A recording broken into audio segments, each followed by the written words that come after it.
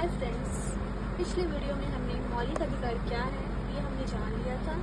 आज हम जो 6 प्रकार के मौलिक अधिकार होते हैं उनको हम डिटेल से पढ़ेंगे, जिसमें सबसे पहला मौलिक अधिकार है समता यानी कि समानता का अधिकार, जिसका वर्णन संविधान के अनुच्छेद 14 से 18 तक में किया गया है। समानता का अधिकार यानी कि भारत में जितने भी नागरिक हैं सभी को संविधान द्वारा समान अधिकार प्राप्त हो, चाहे वो अमीर हो, गरीब हो, गोरा काला, किसी भी धर्म का हो, सभी को संविधान समान अधिकार देता है। इसमें हम सभी अनुच्छेदों को देखते हैं। सभी अनुच्छेदों में क्या लिखा गया है।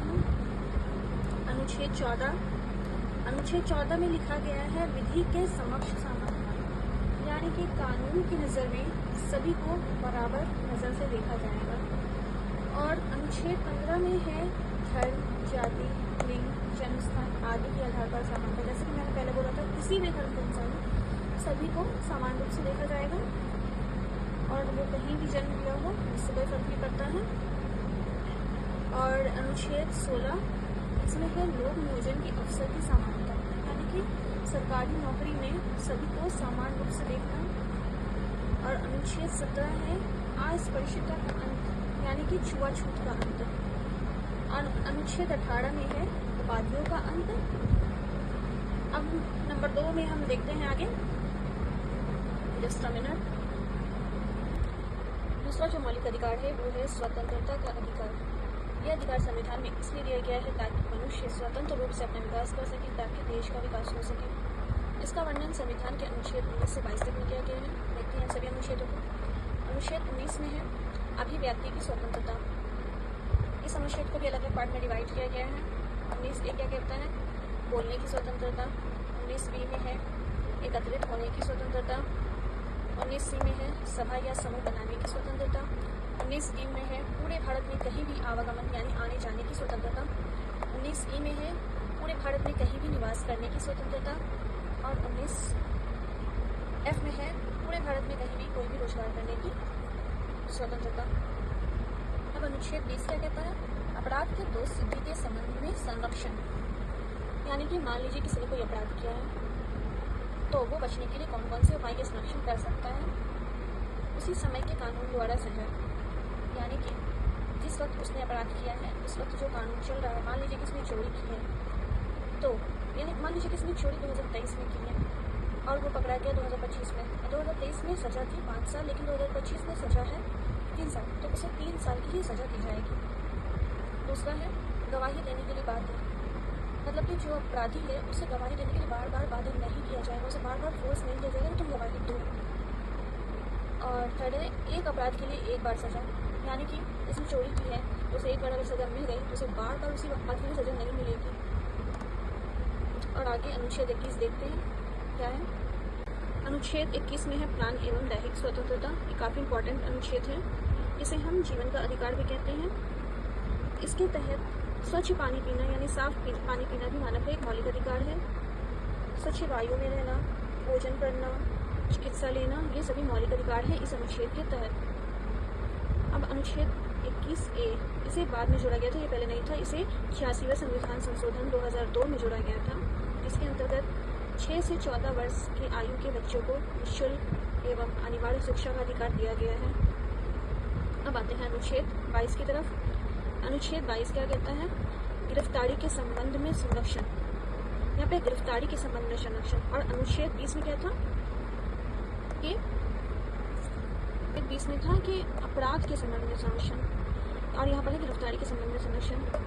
तो इसके तहत 3 प्रकार के संरक्षण दिए गए हैं अपराधी को, या अपराधी है या नहीं है वो तो डिसाइड बाद में होगा, लेकिन अगर किसी ने अपराध किया है या नहीं किया, अगर उसे पुलिस पकड़ने आती है तो अपने बचाव के लिए 3 प्रकार के संरक्षण कर सकता है।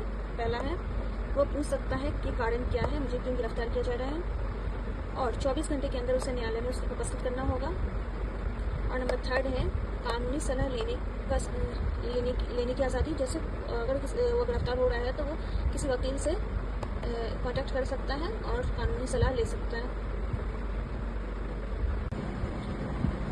अब हमारा जो ये तीसरा मौलिक अधिकार है वो है शोषण के विरुद्ध अधिकार, यानी मानव को जो शोषण किया जा रहा है उस पर इस अधिकार के द्वारा रोक लगाया गया है। इसका वर्णन संविधान के अनुच्छेद 23-24 में किया गया है। अब इन अनुच्छेदों में क्या लिखा गया है वो देखते हैं। अनुच्छेद 23 में है कि मानव का व्यापार यानी मानव का व्यापार नहीं किया जा सकता है। बालात श्रम यानी जबरन मजदूरी नहीं करवाई जा सकती है। बंधुआ मजदूरी नहीं कराई जा सकती है। और अनुच्छेद 24 क्या कहता है? 14 वर्ष से कम उम्र के बच्चों को काम कराने पर रोक लगाया गया है, यानी कि 14 वर्ष से कम उम्र के बच्चों से हम कल कारखानों खानों आदि में काम नहीं करा सकते हैं। अब आते हैं मौलिक अधिकार नंबर 4 की तरफ। चौथा जो हमारा मौलिक अधिकार है वो है धार्मिक स्वतंत्रता का अधिकार। जो धर्म के प्रति स्वतंत्रता संविधान में दी गई है, हमारे धर्म के बारे में बताया गया है, इसके बारे में इसमें है। इसका वर्णन संविधान के अनुच्छेद 25 से 28 तक में किया गया है। आइए देखते हैं इन अनुच्छेदों में क्या बताया गया है। अनुच्छेद 25 क्या कहता है?